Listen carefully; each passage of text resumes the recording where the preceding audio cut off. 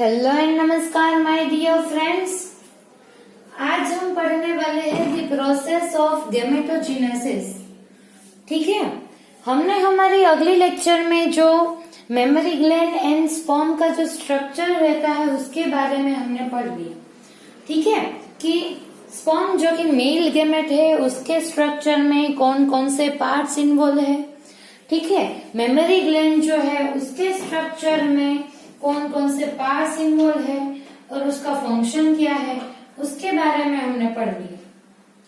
ठीक है, और आज की लेक्चर में हम पढ़ने वाले हैं द प्रोसेस ऑफ गैमेटोजेनेसिस, यानी कि the process by which the gametes are synthesized. ठीक है, हमने पहले ही ये जो सारे टर्म्स है उसके बारे में पढ़ लिया है। उसमें मैंने आपको बताया था कि गैमेटोजेनेसिस यानी सिंथेसिस ऑफ गैमेट्स। कहीं पे भी आप जीनेसिस पढ़ रहे हो उसका मीनिंग है कि ये सिंथेसिस के बारे में बात कर रहे हैं। ठीक है, अभी गैमेटोजेनेसिस है यानी कि उसमें भी दो प्रोसेसेस है। One is spermatogenesis and second is oogenesis। ठीक है, दो टाइप है उसके गैमेटोजेनेसिस के। अगर हम मेल की बात करते हैं तो उसमें स्पर्म का सिंथेसिस होगा, उसे बोलते हैं spermatogenesis. And if you are talking about female reproductive system then उसमें जो एग सेल का सिंथेसिस होगा उसे हम बोलते हैं oogenesis। ठीक है, यहाँ पे मैंने सबकी डेफिनेशन लिख के रखी है। स्पर्मेटोजेनेसिस यानी synthesis of sperms and oogenesis यानी सिंथेसिस ऑफ एग सेल।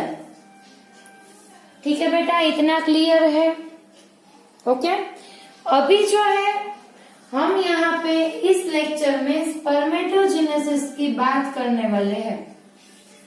किसकी बेटा? स्पर्मेटोजेनेसिस यानी कि सिंथेसिस ऑफ स्पर्म्स। ठीक है, मैंने यहाँ पे इसकी डेफिनेशन लिखी है कि process by which stem cells develop into mature spermatozoa. Spermatogenesis ऐसी प्रोसेस है जिसमें जो स्टेम सेल्स है वो डेवलप होते हैं और बना लेते हैं मैच्योर स्पर्मेटोजुआ यानी कि स्पर्म्स। ठीक है, सो स्टेम सेल क्या है बेटा? आपको मालूम है कि जो स्टेम सेल्स रहते हैं वो किसी भी तरीके के किसी भी टाइप के सेल में डिफरेंशिएट हो सकते हैं। स्टेम सेल हम किसे बोलते हैं बेटा? हमने हमारी 11th में पढ़ा है, जिसमें हमने आरबीसी डब्ल्यूबीसी का जो फॉर्मेशन है उसमें हमने पढ़ा था। टी सेल्स बी सेल के फॉर्मेशन में पढ़ा था कि जो स्टेम सेल है, ठीक है, जो कि बोन मेरो में रहते हैं, ये जो ब्लड सिंथेसाइज करने वाले जो स्टेम सेल्स है वो। ठीक है, लेकिन जो स्टेम सेल्स है उसके पास ऐसी एबिलिटी रहती है कि वो जो है किसी भी तरीके के सेल में डिफरेंशिएट हो सकते हैं, उसे स्टेम सेल्स बोलते हैं। ठीक है, सो स्पर्मेटोजेनेसिस क्या है बेटा? The process by which stem cells यानी कि वो जो सेल्स है जो कि डिफरेंशिएट और डेवलप हो सकते हैं। ठीक है, सो वो जो स्टेम सेल है it will develop into mature spermatozoa. वो आगे जाके मैच्योर स्पर्मेटोजुआ का फॉर्मेशन कर देगी। मैच्योर स्पर्मेटोजुआ यानी स्पर्म सेल। ठीक है, अभी मैंने यहाँ पे स्टेम सेल के बारे में बात की। ठीक है, अभी कई तरीके के स्टेम सेल्स रहते हैं। मैं आपको बात बता दूं कि कई तरीके के स्टेम सेल्स रहते हैं। ठीक है, जिसमें एक जो टाइप है that is primordial germ cell. क्या है बेटा? Primordial germ cell. ठीक है, ये क्या है? पीजीसीएस, जो कि मैंने यहाँ पे लिखा है प्राइमोर्डियल जर्म सेल। ये जो है दैट इज स्टेम सेल। ठीक है, एक तरीके के सेल्स रहते हैं। कहाँ पे? During development of embryo. जब एम्ब्रियो की डेवलपमेंट होती है तब उसमें पीजीसीएस टाइप के स्टेम सेल्स डेवलप होते हैं। ठीक है, समझ लो बात को अच्छे से कि जब एम्ब्रियो की डेवलपमेंट होगी, साइगोट में से एम्ब्रियो फॉर्म होता है, आपको मालूम है। ठीक है, सो जब एम्ब्रियो की फॉर्मेशन होगी तब उसमें एक तरीके के स्टेम सेल्स प्रोड्यूस होंगे जिससे बोलते हैं प्राइमोर्डियल जर्म सेल। क्या बोलते हैं बेटा? प्राइमोर्डियल जर्म सेल्स, जो कि और कुछ नहीं, एक तरीके के स्टेम सेल्स ही है। ठीक है, अभी ये स्टेम सेल है, यानी कि ये फर्दर डिफरेंशिएट कर सकते हैं क्योंकि इसके पास ऐसी एबिलिटी है। ठीक है, हमारे बॉडी में जो सारे सेल्स है उसके पास ऐसी एबिलिटी नहीं है कि वो डिफरेंशिएट कर सके। ठीक है, ये बात आपको मालूम होनी चाहिए कि स्टेम सेल्स के पास ऐसी एबिलिटी है कि वो डिफरेंशिएट कर सकते हैं। कल आप जाके आरबीसी से बोलते हो कि चलो अभी डब्ल्यूबीसी में डेवलप हो जाओ, डब्ल्यूबीसी में डिफरेंशिएट हो जाओ, वो नहीं कर सकते। ठीक है, क्योंकि आरबीसी है उसके पास ऐसी फर्दर डिफरेंशिएशन की कैपेसिटी नहीं है। ठीक है, और अगर आप जाके बोन मैरो में जो स्टेम सेल्स है उसे जाके बोल दो कि वो अभी आरबीसी बना दो, डब्ल्यूबीसी बना दो, इट कैन। ठीक है, क्योंकि उसके पास ऐसी एबिलिटी है। क्यों? क्योंकि वो स्टेम सेल्स है। ठीक है, सो ये जो प्राइमोर्डियल जर्म सेल है वो भी क्या है बेटा? स्टेम सेल है, उसके पास ऐसी एबिलिटी है। ठीक है, सो ये जो स्टेम सेल्स है वो एम्ब्रियो की जब डेवलपमेंट होगी उस टाइम पे ये जो स्टेम सेल्स उसमें प्रोड्यूस होंगे। ठीक है, फिर जैसे जैसे डेवलपमेंट होगी वैसे वैसे ये जो प्राइमोर्डियल जर्म सेल है वो फर्दर डिवाइड होंगे, डिफरेंशिएट होंगे, डेवलप होके क्या बना लेंगे? मेल और फीमेल गोनेड्स, यानी कि टेस्टिस और ओवेरीज। ठीक है, अगर फीमेल की बॉडी है फिर उसमें ओवेरी का फॉर्मेशन होगा, और अगर मेल की बात करते हैं तो उसमें टेस्टिस का फॉर्मेशन होगा। कौन करेगा फॉर्मेशन? कहां से होगा बेटा? प्राइमोर्डियल जर्म सेल में से होगा। ठीक है, इतना क्लियर है बेटा? सो ये primordial germ cell during development of embryo it pass or perform the process of differentiation for the formation of male and female gonads, यानी कि testes and ovaries। ठीक है, सो ये हमने किस टाइम की बात कर ली? जब एम्ब्रियो में से फीटस का डेवलपमेंट हो रहा है उस टाइम में। समझ में आ रही बात? एम्ब्रियो में से फीटस का जब डेवलपमेंट हो रहा है उस टाइम की हमने बात की। ठीक है, अभी ये जो प्रोसेस है जिसमें मैच्योर स्पर्मेटोजुआ का सिंथेसिस होता है वो कब होगा बेटा? कब स्टार्ट होगा? Eight the time of puberty. ठीक है, जो मेल बॉडी है, ठीक है, उसमें टेस्टिस प्रेजेंट है स्क्रोटम सेक में। अभी वो जो है वो मैच्योर स्पर्मेटोजुआ का फॉर्मेशन कब स्टार्ट करेंगे? After the time of puberty. तब तक उसमें स्पर्मेटोजुआ का सिंथेसिस नहीं हो रहा है। ठीक है, प्यूबर्टी के बाद क्या होगा बेटा? स्पर्मेटोजुआ का जो सिंथेसिस है वो होना स्टार्ट होगा। ठीक है, so at the time of puberty क्या होगा बेटा कि जो टेस्टिस एंड ओवेरीज है उसमें क्या प्रेजेंट है बेटा? लोब्यूल्स। अभी हम टेस्टिस की बात कर रहे हैं। ठीक है, कि टेस्टिस जो है उसमें लोब्यूल्स के अंदर सेमिनिफेरस ट्यूब्यूल प्रेजेंट है। ठीक है, ये सारी बातें हमने कर ली। अभी हम क्या बात कर रहे हैं बेटा? स्पर्मेटोजुआ का सिंथेसिस कब हो रहा है बेटा? After the time of puberty और at the time of puberty. ठीक है, सो अभी देख लो कि जो टेस्टिस का स्ट्रक्चर हमने ऑलरेडी पढ़ रखा है बेटा, उसके अंदर लोब्स प्रेजेंट थे, वो भी आपको मालूम है, 250 जितने। ठीक है, और in each lobe 1 to 3 seminiferous tubules थी प्रेजेंट। ठीक है, and all and around 750 to 1000 जितनी सेमिनिफेरस ट्यूब्यूल टेस्टिस में प्रेजेंट रहती है। याद है वो सारी चीजें आपको बेटा? तभी ये सब आपको समझ में आएगा। नहीं याद है तो जाके पहले जो टेस्टिस का स्ट्रक्चर हमने पढ़ा वो वाली वीडियो देख लो। ठीक है, उसमें आप देख लो कि लोब में सेमिनिफेरस ट्यूब्यूल प्रेजेंट है। ठीक है, फिर हमने वो जो सेक्शनल व्यू देखा था सेमिनिफेरस ट्यूब्यूल का, जिसमें हमने देखा था कि सेमिनिफेरस ट्यूब्यूल जो है उसके अंदर 2 टाइप के सेल्स प्रेजेंट रहते हैं। याद है बेटा आपको? वन इज स्पर्मेटोगोनिया जो कि मेल जर्म सेल है, और सर्टोली सेल्स। याद है बेटा आपको, हमने जब सेमिनिफेरस ट्यूब्यूल का सेक्शनल व्यू देखा था तब मैंने आपको बताया था कि सेमिनिफेरस ट्यूब्यूल जो है उसके inside male germ cell present रहते हैं जिसे स्पर्मेटोगोनिया बोलते हैं, और जो नर्स सेल है जो कि नरिशमेंट प्रोवाइड करते हैं दैट आर सर्टोली सेल्स, वो भी प्रेजेंट रहते हैं। और मैंने आपको ये भी बोला था कि सेमिनिफेरस ट्यूब्यूल की आउटसाइड में यानी कि जो इंटरस्टिशियल स्पेस है उसमें लेडिक सेल्स प्रेजेंट रहते हैं, अगर आपको याद है। ठीक है, मुझे मालूम है आपको याद ही है, ठीक है, फिर भी मैं आपको एक बार रिवाइज करवा रही हूँ। ठीक है, सो टेस्टिस का जो लोब है उसमें सेमिनिफेरस ट्यूब्यूल है जिसके अंदर स्पर्मेटोगोनिया प्रेजेंट है। ठीक है, जो कि स्पर्म सेल का प्रोडक्शन करते हैं और प्रोड्यूस करते हैं। ठीक है, सो पहले स्पर्मेटोगोनिया का सिंथेसिस करना पड़ेगा। ठीक है, सो अभी हम ये जो प्रोसेस है वो एक बार देख लेते हैं।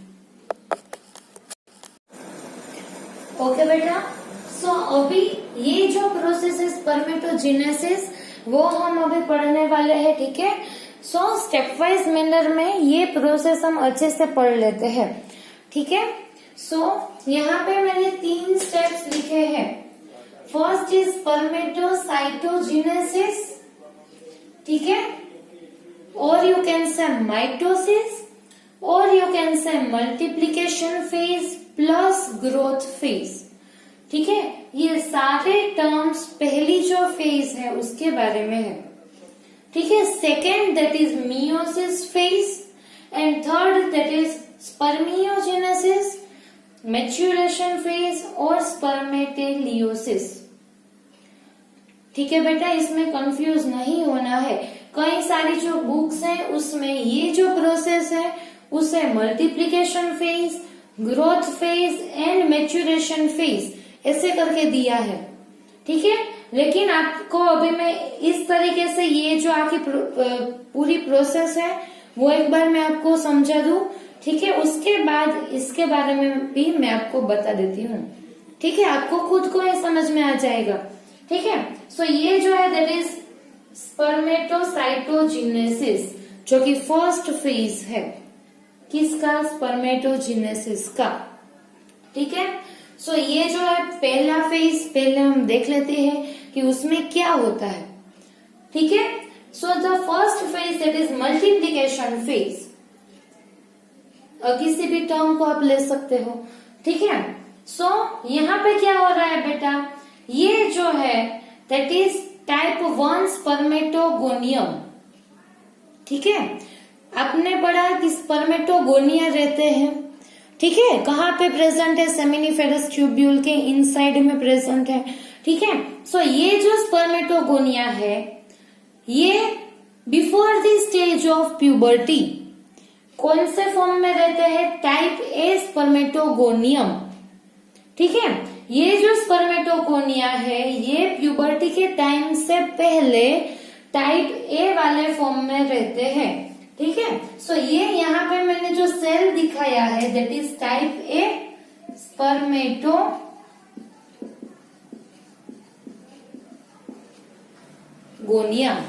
ठीक है, ये जो है प्यूबर्टी के पहले टाइप ए फॉर्म में रहते हैं जिससे हम बोलते हैं टाइप ए स्पर्मेटोगोनिया। ठीक है, अभी इसमें क्या होगा, माइटोसिस की प्रोसेस होगी। कौन सी प्रोसेस बेटा, माइटोसिस की। ठीक है, फिर ये डिवाइड कर जाएगा, ये जो है माइटोसिस की प्रोसेस से डिवाइड कर जाएगा और डिवाइड करके उसमें थोड़े से स्ट्रक्चरल चेंजेस आएंगे। क्यों, क्योंकि eight the time of puberty जो हॉर्मोन्स है वो एक्टिवेट हो जाते हैं और because of that hormones effect, ठीक है, वो भी पाथवे है अलग से, लेकिन उसके बारे में आपको डिटेल में नहीं पढ़ना है। ठीक है, at the time of puberty hormones will alter. ठीक है, हॉर्मोन्स में थोड़े से चेंजेस आएंगे। ठीक है, उसकी वजह से क्या होगा कि ये जो टाइप ए स्पर्मेटोगोनिया है वो माइटोसिस की प्रोसेस से डिवाइड करेगा और इंटरमीडिएट स्पर्मेटोगोनिया का सिंथेसिस करेगा। किसका, इंटरमीडिएट फॉर्म होगा उसका स्पर्मेटोगोनिया का, वैसा फॉर्म बना लेगा। ठीक है, सो ये टाइप ए स्पर्मेटोगोनिया है। अभी इसने डिवाइड किया bye the process of mitosis, लेकिन उसने जो फॉर्म किया उसके स्ट्रक्चर में थोड़ा सा डिफरेंस था इसके कंपेयर में। ठीक है, सो नए दो सेल्स फॉर्म हुए, दैट आर इंटरमीडिएट स्पर्मेटोगोनिया। समझ में आ रही है बात? सिर्फ माइटोसिस ही है और कुछ नहीं। अभी ये जो दोनों सेल्स फॉर्म हुए इंटरमीडिएट स्पर्मेटोगोनिया, अभी इसने भी आगे जाके क्या किया बेटा, माइटोसिस, यहाँ पे मैंने लिख ही दिया है कि माइटोसिस ही हो रहा है।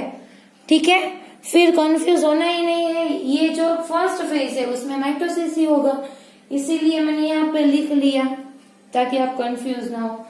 ठीक है, सो ये जो है टाइप ए, फिर इंटरमीडिएट स्पर्मेटोगोनिया। अभी ये जो दोनों सेल्स फॉर्म हुए ये फर्दर आगे जाके डिवाइड करेंगे और दो सेल्स फॉर्म करेंगे। ठीक है, ये दोनों सेल्स है। अभी साइटोकाइनेसिस यहाँ पे नहीं दिखाया है मैंने। ठीक है, सो ये जो दोनों है, ये दोनों सेल्स ने डिवाइड किया और ये वाला जो सेल है उसने दो सेल्स फॉर्म किए, ये वाला जो सेल है उसने दो सेल्स फॉर्म किए। समझ में आ रही है बात? ठीक है, सो ये जो नए सेल्स इसने डिवाइड किया और क्या किया कि टाइप ए वाले दो स्पर्मेटोगोनिया का सिंथेसिस कर दिया, क्योंकि माइटोसिस की प्रोसेस हो रही है। लेकिन दूसरा जो स्पर्मेटोगोनिया था इंटरमीडिएट फॉर्म वाला, उसने कुछ डिफरेंट टाइप के सेल्स का फॉर्मेशन किया, that are type B spermatogonia.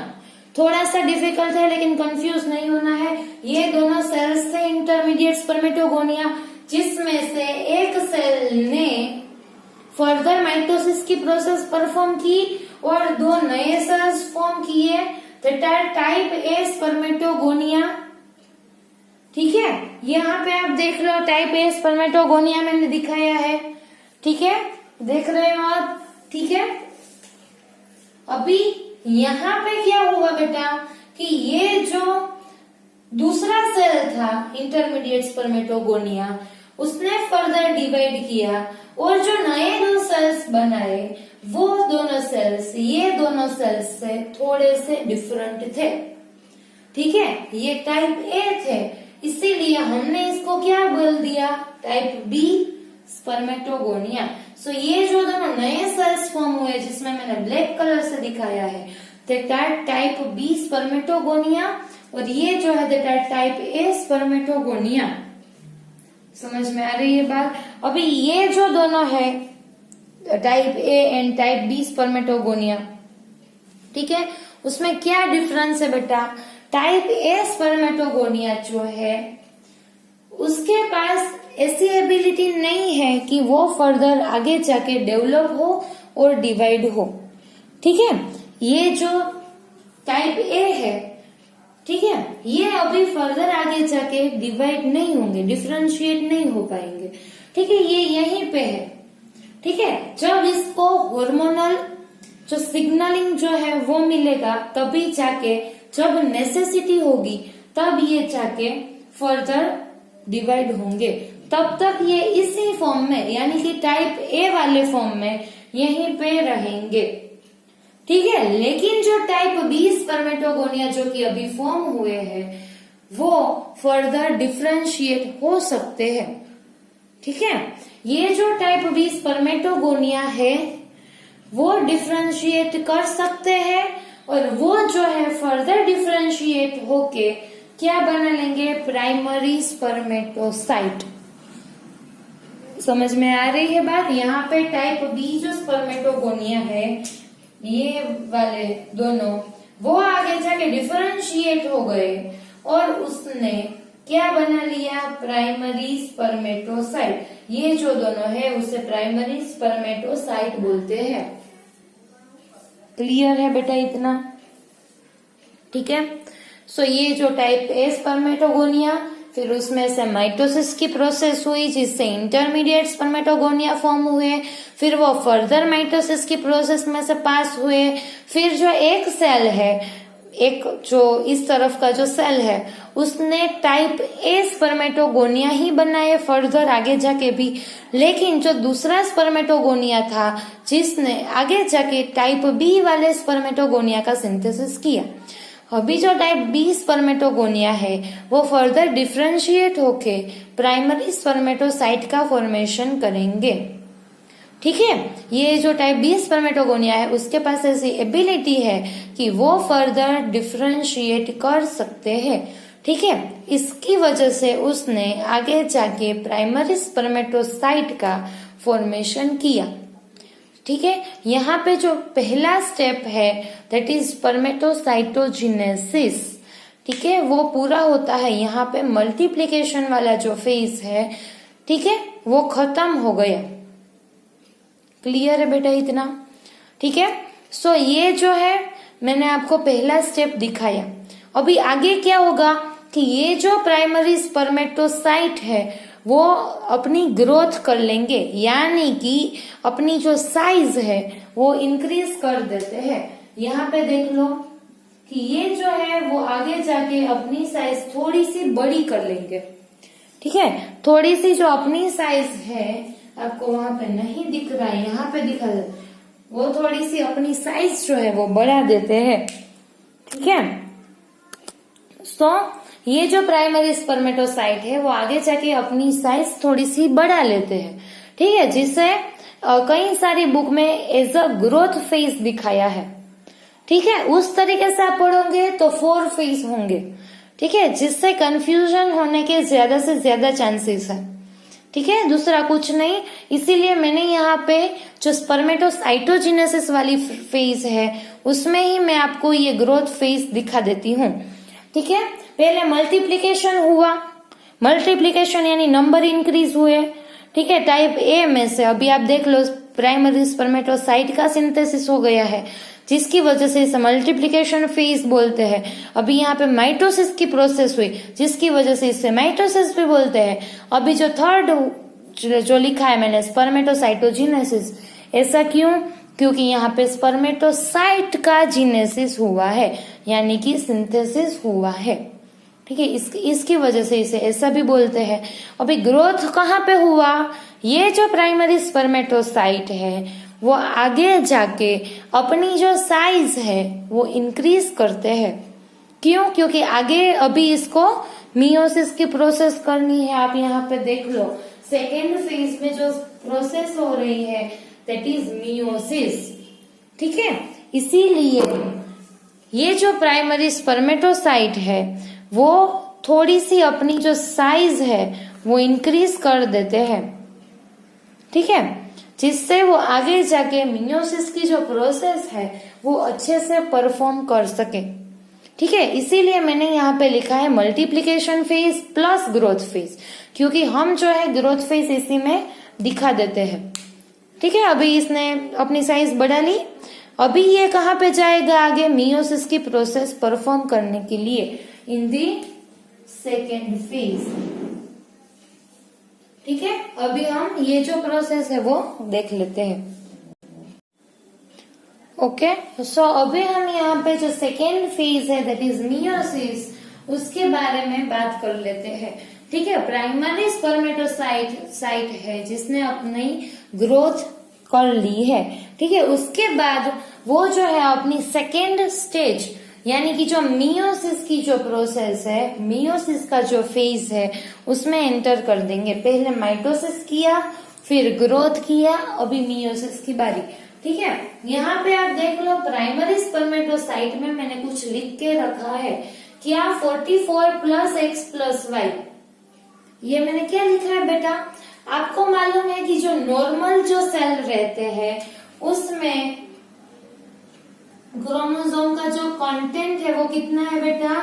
23 pair.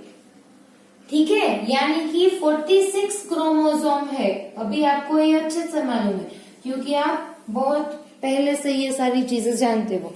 ठीक है, कि जो नॉर्मल जो डिप्लॉयड सेल है, जो नॉर्मल बॉडी के जो सारे डिप्लॉइड सेल रहते हैं उसमें क्रोमोसोम कंटेंट, जीनेटिक कंटेंट कितना रहता है बेटा?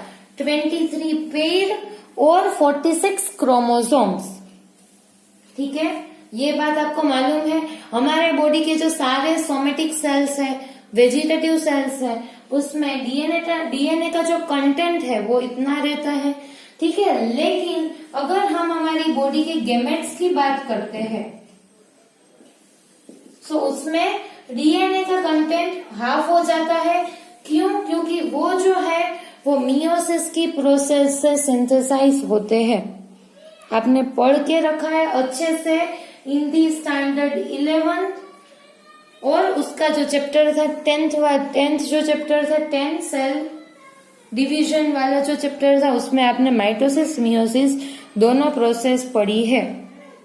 ठीक है, सो जो गैमेट्स जो फॉर्म होंगे, स्पर्म्स की बात कर लो या फिर एग की, सो उसमें 23 क्रोमोसोम्स अवेलेबल है।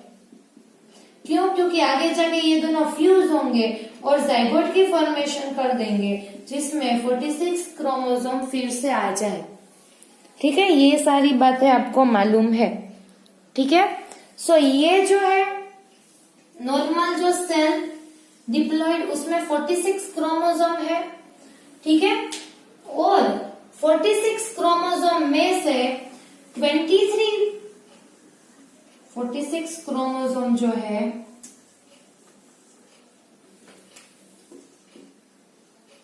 46 क्रोमोसोम यानी 23 पेयर जो क्रोमोसोम है उसमें से 22 पेयर और 44 क्रोमोसोम जो है वो नॉर्मल बॉडी की जो कैरेक्टरिस्टिक्स रहती है उसके लिए रिस्पॉन्सिबल है। Height, weight, skin tone, hair tone, ठीक है, हेयर का जो कलर है, आई का जो कलर है, उसके लिए वो जो सारी कैरेक्टरिस्टिक्स है वो कौन डिसाइड करता है बेटा? 22 पेयर क्रोमोसोम्स यानी कि 44 क्रोमोसोम्स। लेकिन जो 1 पेयर जो की बच गई, ठीक है, 23 में से 22 पेयर की हमने बात कर ली। अभी जो ये 1 पेयर यानी कि जो 2 क्रोमोसोम है, 2 क्रोमोसोम्स, वो क्या डिसाइड करते हैं कि ये जो है बेबी वो मेल होगा या फिर फीमेल, यानी कि जेंडर डिसाइड करते हैं। ठीक है, जो लास्ट जो पेयर है जिसमें 2 क्रोमोसोम्स है, ठीक है, वो मेल है या फीमेल वो डिसाइड करते हैं। ठीक है, सो इस तरीके का कंटेंट हमारा जो डिप्लॉइड सेल है उसमें रहता है। अभी ये भी देख लो, ये भी डिप्लॉइड सेल है जिसमें ये 44 क्रोमोसोम जो मैंने यहाँ पे दिखा है जो कि नॉर्मल बॉडी की जो कैरेक्टरिस्टिक्स है उसको डिसाइड करेंगे, वो मैंने यहाँ पे लिखे हैं। प्लस जो लास्ट वाली पेयर थी जिसमें कितने क्रोमोसोम थे बेटा? 2 क्रोमोसोम। सो ये एक्स एंड वाई 2 क्रोमोसोम हो गए जो कि मैंने यहाँ पे दिखाए हैं। क्यों यहाँ पे ऐसे क्यों दिखाया? क्योंकि ये जो है वो आगे जाके डिवाइड करेंगे स्पर्म्स, फिर इसमें मैं आपको बताती हूँ कि आगे क्या होता है। ठीक है, सो इतना क्लियर हो गया बेटा? ठीक है, सो यहाँ पे मैंने क्यों ऐसा लिखा आपको मालूम हो गया। 44 जो कि नॉर्मल ग्रोथ के लिए, और ये जो लास्ट पेयर है जो कि 23rd पेयर जिसमें 2 क्रोमोसोम्स है, एक्स एंड वाई। ठीक है, अगर मैंने यहाँ पे एक्स नहीं लिखा, एक्स एंड एक्स, क्योंकि हम मेल की बात करें, मेल में क्या रहता है बेटा? एक्स वाई रहता है। ठीक है, अगर हम फीमेल बॉडी की बात करते हैं फिर यहाँ पे क्या लिखती मैं? 44 प्लस एक्स। ठीक है, ये मेल बॉडी के स्ट्रक्चर से यानी एक्स प्लस वाई, इतना आपको मालूम है। सो ये प्राइमरी स्पर्मेटोसाइट अभी मियोसिस वाली फेज है, मियोसिस 1 एंड मियोसिस 2। आपको मालूम है कि जो मियोसिस है उसमें 2 फेज रहती है, 1 एंड 2।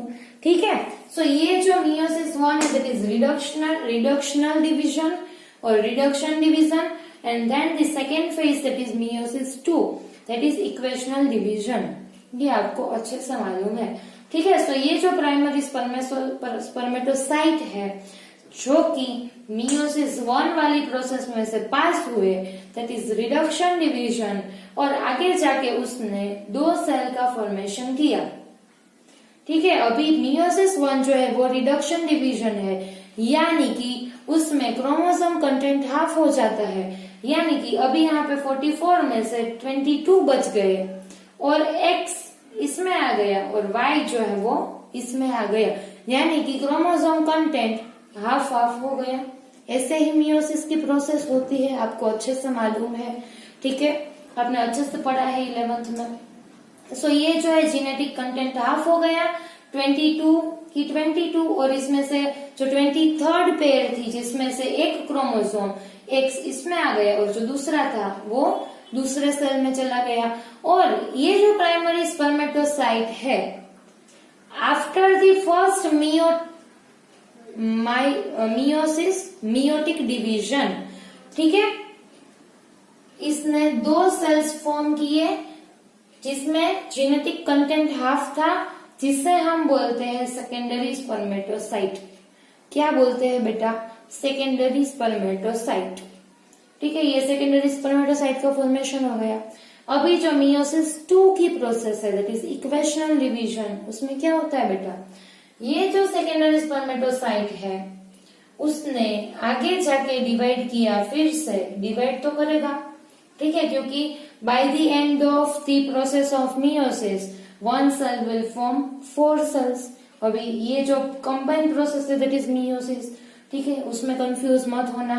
सो मियोसिस 2 की जो प्रोसेस है दैट इज इक्वेशनल डिवीजन, यानी कि it is similar to mitosis, ठीक है, उसने फिर से 2 सेल्स फॉर्म कर दिए, यानी कि जो 4 सेल्स फॉर्म हुए जिसमें से 2 सेल जो है उसमें X था, क्योंकि उसका जो पेरेंट सेल था उसमें भी X है और इसमें Y है, ठीक है। सो ये जो फॉर्म हुए after the process of meiosis 2, ठीक है, जिसे बोलते हैं स्पर्माटिड्स। क्या बोलते हैं बेटा? स्पर्माटिड्स।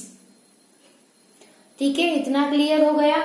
So after the completion of second phase that is meiosis, यहाँ पे 4 सेल्स की फॉर्मेशन होगी जिसे स्पर्माटिड्स बोलते हैं और जिसमें जेनेटिक कंटेंट हाफ होगा कंपेयर टू प्राइमरी स्पर्मेटोसाइट। इतना क्लियर हो गया बेटा? ये सारी चीजें आपको क्लियर होनी चाहिए, ठीक है। सो मियोसिस की प्रोसेस खत्म हो गई। अभी ये जो स्पर्माटिड्स है वो लास्ट फेज जो कि स्पर्मियोजेनेसिस की जो फेज है उसमें एंटर हो गए, ठीक है। सो ये जो स्पर्माटिड्स है वो जो थर्ड जो प्रोसेस है उसमें से पास होंगे, ठीक है। और क्या होगा कि ये जो स्पर्माटिड्स है वो अपनी ये जो सेल है उसमें कई सारे चेंजेस आएंगे जो कि स्ट्रक्चरल चेंजेस होंगे, ठीक है। ये वही स्पर्मेटिड है, उसने अपने स्ट्रक्चर में चेंज किया, ठीक है, और जो स्पर्म का जो स्पेसिफिक स्ट्रक्चर है वो बना लिया, जिसमें हेड रीजियन था, नेक रीजियन था, मिडल रीजियन था, टेल का रीजियन था, वैसा वाला जो स्ट्रक्चर है सारे जो स्पर्मेटिड्स है वो फर्दर उसमें स्ट्रक्चरल चेंजेस आएंगे और ये जो है वो मैच्योर स्पर्मेटोजुआ का फॉर्मेशन कर देंगे, ठीक है। सो ये जो प्रोसेस रहती है जिसमें स्पर्मेटिड्स जो है वो मैच्योर स्पर्मेटोजुआ का फॉर्मेशन करते हैं उसे बोलते हैं स्पर्मियोजेनेसिस। क्या बोलते हैं बेटा? स्पर्मियोजेनेसिस। इतना क्लियर हो गया? ये लास्ट वाला बहुत ही इजी है, क्यों? क्योंकि इसमें सिर्फ स्पर्मेटिड्स जो है वो अपने में स्ट्रक्चरल चेंजेस लाते हैं और स्पर्म का सिंथेसिस हो जाता है, ठीक है। मैच्योर जो स्पर्मेटोजुआ है जिसे स्पर्म्स भी बोल सकते हो, ठीक है। मैंने यहाँ पे लिखा है कि जो मोटाइल स्पर्म सेल है उसे स्पर्मेटोजुआ बोलते हैं, ठीक है, और जो नॉन मोटाइल जो स्पर्म सेल है उसे स्पर्मेटियम बोलते हैं, जो कि कई सारी एल्गी और फंगी में देखे गए हैं, ठीक है, स्पर्मेटियम। सो ये टर्म इम्पोर्टेंट था, दैट्स वाई मैंने यहाँ पे लिख दिया कि जो मोटाइल जो स्पर्म सेल्स है उसे स्पर्मेटोजुआ बोलते हैं, लेकिन कई सारी जो फंगी और एल्गी है जिसमें नॉन मोटाइल रेड एल्गी और वो सारी, उसमें जो स्पर्म सेल्स रहते हैं वो मोटाइल नहीं होते, जिसकी वजह से उसे स्पर्मेटियम बोलते हैं, ठीक है। इतना क्लियर हो गया बेटा? सो ये कंप्लीट प्रोसेस आपको आनी चाहिए। पहले हमने जो स्पर्मेटोसाइटोजेनेसिस की जो प्रोसेस थी वो भी पढ़ी। अच्छा, एक और बात की, स्पर्मेटोसाइटोजेनेसिस ये टर्म जो है वो स्पर्मेटोसाइट के सिंथेसिस के लिए यूज होता है। ठीक है, ओके। अभी ये जो फर्स्ट प्रोसेस थी उसमें प्राइमरी स्पर्मेटोसाइट का सिंथेसिस हुआ by the process of mitosis, जिसमें हमने ग्रोथ फेज भी देख ली। फिर जो सेकेंड फेज है दैट इज मियोसिस, जिसमें प्राइमरी जो स्पर्मेटोसाइट है वो आगे जाके secondary spermatocyte and then spermatids का फॉर्मेशन करते हैं। एंड जो लास्ट जो प्रोसेस थी दैट इज स्पर्मियोजेनेसिस, जिसमें जो मैच्योर स्पर्मेटोजुआ है उसका सिंथेसिस हो गया। ठीक है, ये अभी स्पर्मियोजेनेसिस की प्रोसेस हो गई। ठीक है, अभी क्या होता है बेटा, अभी यहाँ पे जो आप देख रहे हो मैच्योर स्पर्मेटोजुआ, ठीक है, उसमें भी अभी one more process is left. ठीक है, वो जो कि बहुत ही आसान सी प्रोसेस है। उसमें क्या होता है, after this process of spermiogenesis, यानी कि ये वाली जो प्रोसेस है, यानी कि ये जो स्पर्म का सिंथेसिस हो गया, after the completion of spermiogenesis क्या होता है बेटा, ये जो स्पर्म्स है, ये मैंने यहाँ पे ड्रॉ किया है। ठीक है, इसके जो हेड्स है, यानी कि ये वाला जो रीजन है हेड का रीजन है, नेक का, फिर मिडल पार्ट, फिर टेल, ऐसा है ना बेटा। ठीक है, इसीलिए आपको पहले मैंने स्पर्म का स्ट्रक्चर बता दिया है। ठीक है, सो ये जो मैंने सेल ड्रॉ किया दैट इज सर्टोली सेल। अभी क्या होगा कि जैसे स्पर्मियोजेनेसिस की प्रोसेस खत्म होंगी, ये जो स्पर्म्स है वो अपने हेड को सर्टोली सेल में थोड़ा सा एम्बेड कर देते हैं। ये यहाँ पे एम्बेडेड रहते हैं। ये जो सर्टोली सेल है उसमें ये जो यहाँ पे फॉर्म हुए, ये जो है अपना हेड इसमें थोड़ा सा एम्बेडेड रखते हैं सर्टोली सेल में। ठीक है, क्यों? क्योंकि इसके मैच्योरेशन के लिए, इसके नरिशमेंट के लिए ये नेसेसरी है, इसकी वजह से। ठीक है, एंड फिर क्या होगा, आफ्टर सम टाइम ये जो है ये यहाँ से रिलीज हो जाएंगे। ठीक है, और सेमिनिफेरस में से ये जो सेल्स है, सेमिनिफेरस ट्यूब्यूल में से ये जो स्पर्म जो है वो आगे रिलीज हो जाएंगे, आपको मालूम है। फिर वो स्ट्रेट ट्यूब में चले जाते हैं, फिर रेट्रोटेस्टिस में, और वो सारी जो प्रोसेस है। ठीक है, सो इतना आपको याद रखना है कि स्पर्मियोजेनेसिस कंप्लीट हो गया, फिर जाके ये जो स्पर्म सेल है वो सर्टोली सेल में अपना जो हेड का पोर्शन है वो थोड़ा सा यहाँ पे रखते हैं। क्यों? क्योंकि उसके नरिशमेंट के लिए, और कुछ नहीं है। एंड फाइनली जैसे ही उसको नरिशमेंट मिल जाएगा, ये जो स्पर्म सेल है ये यहाँ से रिलीज हो जाएंगे। ठीक है, और ये जो रिलीज होने की जो प्रोसेस है उससे बोलते हैं